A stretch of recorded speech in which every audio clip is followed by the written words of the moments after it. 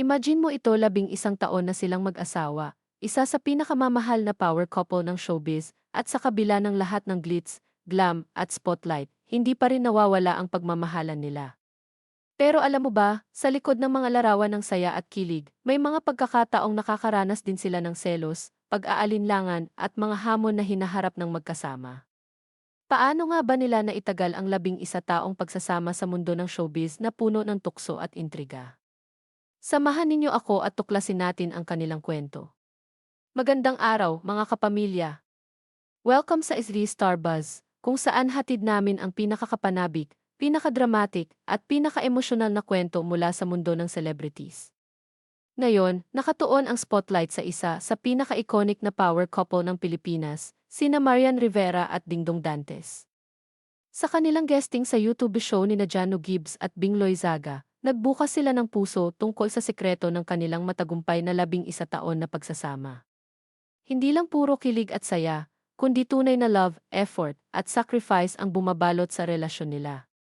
Noong tanungin si Marian kung kailan siya huling nakaramdam ng selos, simpleng sagot niya, ang tagal na. Ang tagal ng hindi. After nang nanganak ako, parang nawala na. Ngunit may konting biro pa rin, wala na masyado kasi baka nahiya na rin sila kasi asawa ko na. At dito pumasok si Dong na nagpaliwanag kung paano niya pinananatiling buo at ligtas ang tiwala sa kanilang relasyon. Number 1, kailangan yung constant reassurance na everything is alright. Kailangan talaga yung effort na parating pinapaalala yun. Sa simpleng paliwanag na ito, makikita natin ang disiplina at dedication na kailangan sa isang long-term relationship. Samantala, inamin ni Marian na siya ay laging expressive sa kanyang nararamdaman. Tayong mga babae, masyado tayong expressive sa mga nararamdaman natin. Masyado tayong transparent. Masyado tayong vocal. O kaya ko nang ganoon kaysa naman kikimkimin ko. Ang openness na ito, ayon sa kanya, ang isa sa mga dahilan kung bakit nanatiling matatag ang relasyon nila sa loob ng 11 taon. Hindi rin nila itinanggi na may mga challenges sa kanilang marriage. Ang mga babae, marami ring ginagawa para sa pamilya. Doon ko mas na-realize na ito talaga ang pangarap ko, paliwanag ni Marian. Ang dedication niya sa pamilya at ang suporta ni Dong sa kanyang lahat ng endeavors ay nagpapatibay sa kanilang relasyon. Doon mas nagiging makabuluhan ang relationship niyo na hindi lang puro saya, may pagkakataon din talaga na magkakaroon kayo ng problema. Pero at the end of the day, may realize mo, mananaig pa rin talaga yung pagmamahal niyo sa isa't isa. At sa pinakasentro ng kanilang pananao sa pagmamahalan, ibinahagi ni Marian ang tunay na kahulugan ng love.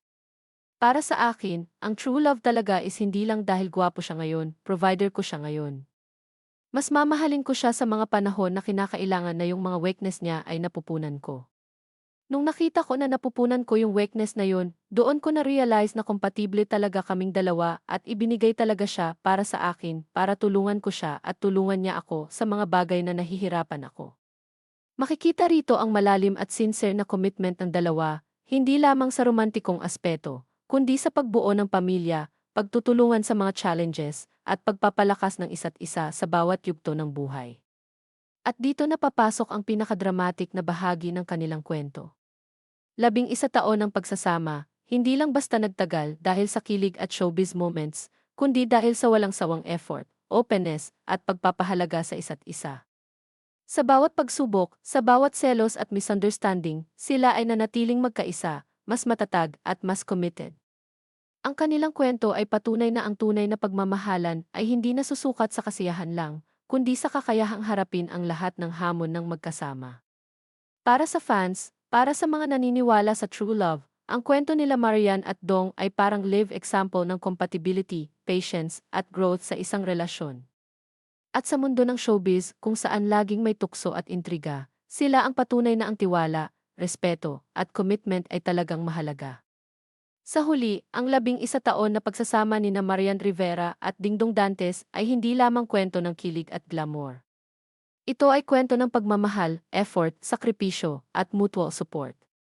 Ang mga fans ay patuloy na humahanga sa kanila at marami ang natututo sa kanilang halimbawa kung paano manatiling matatag sa isang relasyon. Para sa lahat ng nanonood, ang kanilang kwento ay paalala na ang tunay na love ay hindi lang sa magagandang panahon, kundi sa pagtulong sa isa't isa sa bawat kahinaan at pagsubok. Maraming salamat sa panonood. I share, at mag-subscribe sa SE-Star Buzz para sa iba pang emotional, dramatic, at fun-driven celebrity stories. Ako ang inyong SE-Star Buzz, at magkita-kita tayo sa susunod na kwento ng pag-ibig, relasyon, at inspirasyon sa mundo ng showbiz.